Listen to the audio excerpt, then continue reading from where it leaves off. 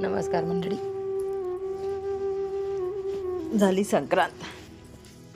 बघा आम्ही आज चिवडा केला होता पातळ पोळ्यांचा घरी खायला. असं रियांशला खूप आवडतो ना, तो मक्याचे पोहे बघा कसं खाता येईल वेचून वेचून त्याच्यातले. नंतर आम्ही संध्याकाळी पाणीपुरी पण केली घरीच, मस्त होममेड पाणीपुरी.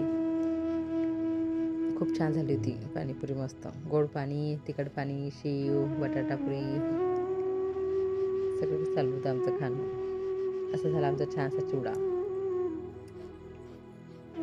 पातळ पोळ्यांचा, खूप मस्त लागते. परत मी दुसऱ्या दिवशी सकाळी मेहंदी लावली होती.